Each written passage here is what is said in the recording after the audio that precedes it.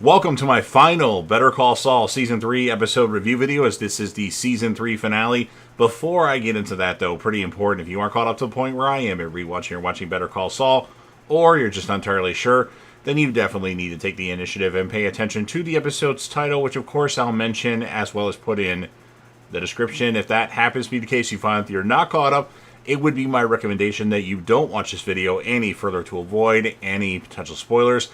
Full disclosure, I've already seen Better Call Saul all the way through one time. In fact, I actually did review videos of Season 6 of Better Call Saul on this channel. So if you want to jump ahead a bit and you've seen every single episode, click right here with about 20 seconds left to go. That'll be my Better Call Saul Season 6 review videos, as well as my Breaking Bad entire episode reviews of every episode of Breaking Bad, El Camino, seasons ranked, characters ranked, episodes ranked, right here. 20 seconds left to go. Check all that stuff out.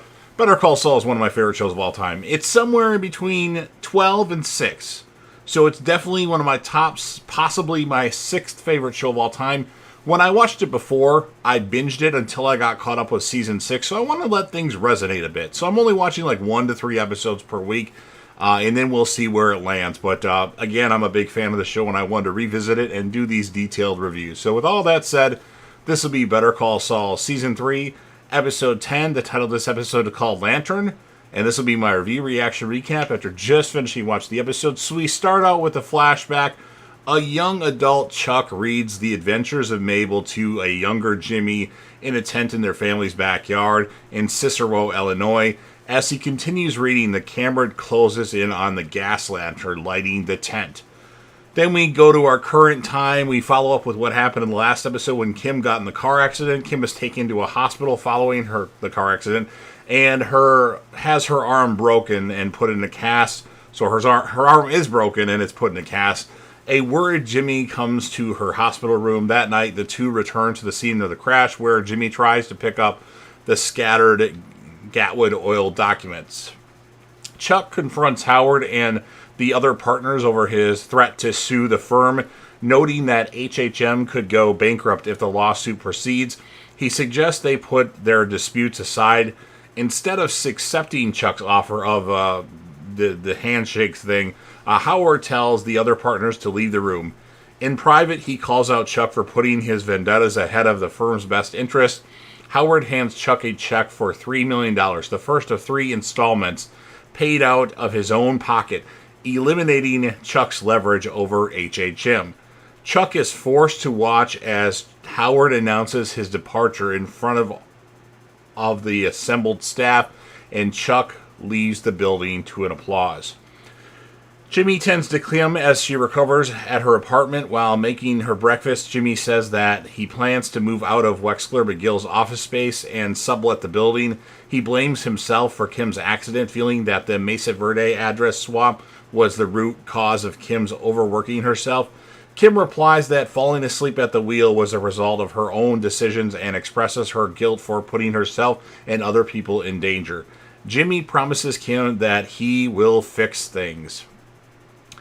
Hector Salamanca, with Nacho and Arturo in tow, arrive at Manuel's upholstery shop. Nacho gives Hector a tour of the property and explains how it will be used for Hector Salamanca's drug business. Hector approaches Manuel and offers him several $100s, but Manuel, Nacho's father, tells him to get out of the shop. Nacho tells his father to think about their loved ones, persuading him to take the money. Outside, Nacho tries to tell Hector Salamanca that his father will eventually come around, but Hector replies that he doesn't trust him. Francesca presents Kim with get well gifts from Mesa Verde and Billy Gatwood. Or is it Gatewood or Gatwood? I can't remember now. She comments that Kim is lucky to have survived her crash on that particular road, commenting to have seen deadly accidents while driving there. Despite being told that they might be able to meet the Gatewood or Gatwood's deadline, Kim tells Francesca to cancel his meeting and postpone her other appointments. The two women go to Blockbuster Video and rent a bunch of DVDs. Now that's my kind of night. Blockbuster Video, wow, what a difference. Go home happy. Anyway, Kim's words to Jimmy cause him to reconsider his dealings with Chuck, leading him to reluctantly drive to his brother's house to check up on him. And upon entering, he's actually surprised to see that Chuck has reinstalled the electricity to the house. Jimmy tells Chuck that he regrets how he handled their feud and signals that he wants to make amends. Chuck rejects the overture, saying that his sentiments are pointless because it is in his inherent nature to hurt those around him no matter what he says or feels. He tells him that in the end, you're just going to hurt everyone around you. He further coldly tells Jimmy that he never really mattered to him. Crushed, Jimmy leaves. That night, Chuck, unable to sleep, goes to the circuit breaker panel and switches off all the breakers. He lies awake in the dark, alone. Jimmy drops by Irene's room at Sandpiper Crossings to celebrate the settlement with balloons and cake. He tries to make suggestions for how Irene can spend the money, but she tells him that her friends remain upset with her. At the shopping mall, Jimmy visits with Irene's chair yoga group and unsuccessfully tries to persuade the other ladies to reconcile with Irene. They remark that Jimmy is a good friend and Irene doesn't deserve him, unaware of his role in manipulating them all into agreeing to the Sandpiper settlement. Chuck suffers a major relapse of his EHS delusion. He calls the power company asking why the meter is still running when he has shut off all the power to his house. Seeking to find the source of electricity, he goes around the house, flipping switches and unscrewing bulbs, periodically checking to see if his meter has stopped. After canceling an appointment with Dr. Cruz, he even disconnects his phone. Chuck combs the walls with his hands, trying to find the source of the usage. Each time he feels a likely spot, he tears into the wall with a hammer or pry bar. After hours of searching, he finds a piece of wiring hidden in the wall, but discovers that the meter is still running. In anger, he destroys the meter with a baseball bat. Nacho sits in a truck outside an auto repair shop with a gun on the passenger seat. When Hector Salamanca pulls up in his car, Nacho takes the gun and attempts an ambush. However, Arturo and Carlos arrive and prevent Nacho from proceeding. The four watch as Gus and Juan Bolsa arrive for a meeting. Bolsa reiterates Don Eladio's position that Gus's chicken trucks will do all of the cross-border transportation for the cartel. Hector becomes increasingly enraged and again suffers severe chest pains. He takes Nacho's fake pills, dropping the bottle and the remainder of them on the ground. As planned, the pills have no effect and Hector Salamanca collapses. Gus urges Juan Bolsa to leave the scene as he performs CPR on Hector, saving his life while Nacho replaces the pills with Hector Salamanca's original medication. After Hector is loaded into an ambulance, Gus suspiciously eyes Nacho. Jimmy returns to Kim's apartment where she is taking time off of work and watching a marathon of rented movies.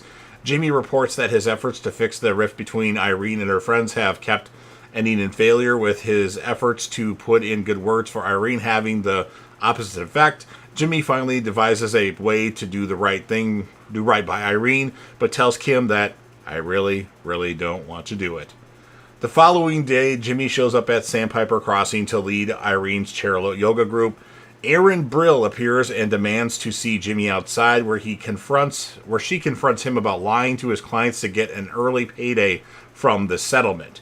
Jimmy confirms her accusations and makes jabs at Irene and her friends, seemingly unaware that they all can hear him back in the yoga room through his wireless microphone. When he returns, Irene and her friends silently rebuke him and walk away. It is revealed that Jimmy engineered the incident with Aaron to help Irene and forgo the settlement, though Aaron says that she was telling the truth when she said that Jimmy is disgusting. Jimmy and Kim move out of their office space at Wexler McGill. They apologize to Francesca for laying her off, but she says that she will be able to return to her job at the motor vehicle division. Jimmy promises to hire her back if he and Kim restart their practice, but Francesca gives a disbelieving acknowledgement. After she leaves, Jimmy throws away his Rolodex, seeing as he has disgraced himself with his elderly clients, and Kim pulls it out of the trash, saying, "You never know." After admiring the Wexler McGill wall mural, the two leave. That night, Chuck has thrown all of his electrical appliances into the backyard. Chuck, broken and alone, sits in the middle of now wrecked house, wrapped in his space blanket and kicks his desk repeatedly in an attempt to knock over his gas lantern. He eventually succeeds, allowing the house and himself to catch on fire.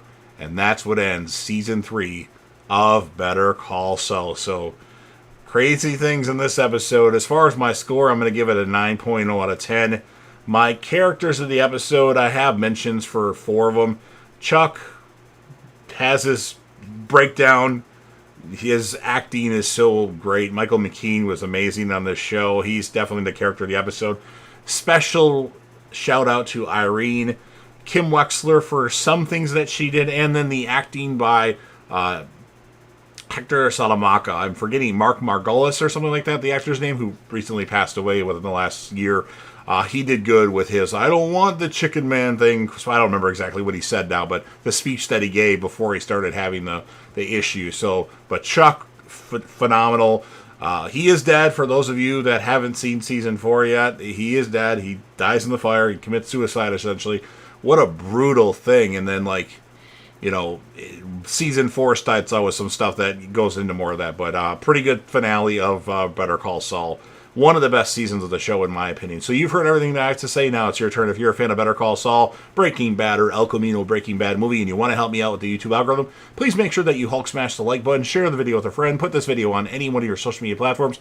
Don't forget to sound off in the comment section about what your thoughts are on this episode of Better Call Saul. What would you rate it, and who would be your characters of the episode? Obviously, Jimmy's the character of most every episode, but I always go to who would be the next memorable character. Any thoughts you have on Breaking Bad, any thoughts that you have on El Camino Breaking Bad movie, make sure you leave those in the comment section as well. Remember, I did review videos of Better Call Saul Season 6 already when they initially aired, so click right here for those. Click right here for all my Breaking Bad content, which actually includes El Camino review as well. And then last but certainly not least, don't forget to hit that sub button. You're watching the video anyway. Subscribe to the channel, join the team, show your damn support, and be a part of something special. And you never know what you're going to see on JDev TV.